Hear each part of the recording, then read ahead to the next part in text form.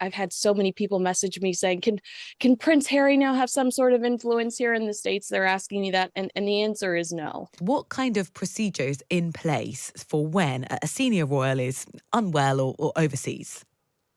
Well, yeah, and I just want to reiterate quickly that the palace does insist that despite the monarch's, planned hospitalization, there is no need for a counselor of state in this particular case. But according to Kate Manzi, Buckingham Palace did take the action very subtly of making sure that the Duke of York and the Duke of Sussex could not substitute for the king.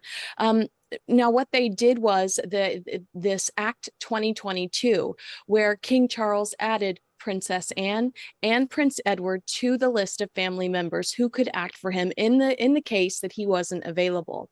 And he really made them a priority in perpetuity, which means until they die, where other members that are on this list can age out, will age out. Specifically, that is Princess Beatrice, that's Prince Andrew, and that's Prince Harry.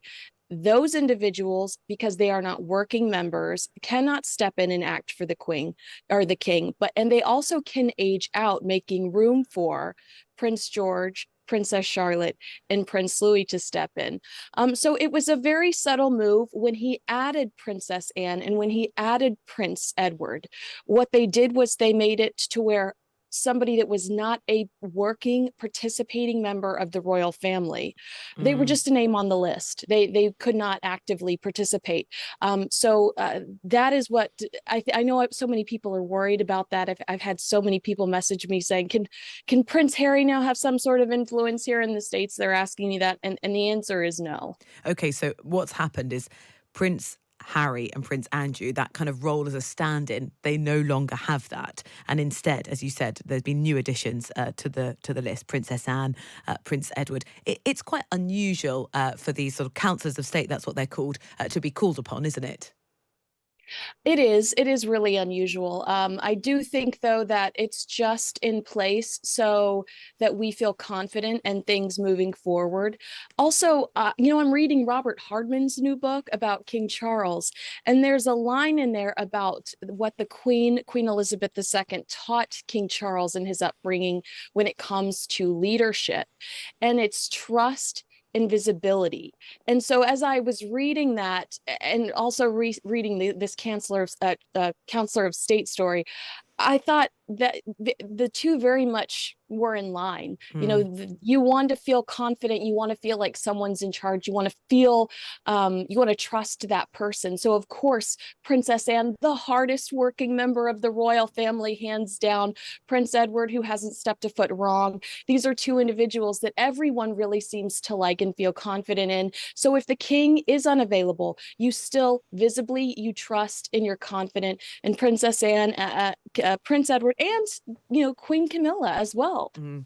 Because, and we did see Queen Camilla out yesterday. Obviously, three senior royals currently and just temporarily out of action with the Princess of Wales, the Prince of Wales, and the King. But the Queen was asked about how the King was, and she said he was fine, but I enjoyed this. Looking forward to getting back to work. I know. I really enjoy whenever we get kind of an off the cuff moment, and that's what this was. This was unscripted. It was a very natural moment. I love seeing how truly tough she is and how but kind of blunt she is. He's fine. He's fine. He's gonna be Yeah. fine. But looking forward to getting back to work. And I mean, can you blame him? He waited 73 years for this job. So I mean, I completely get that. But she was in Scotland on an official engagement, opening up a safe space for domestic abuse victims.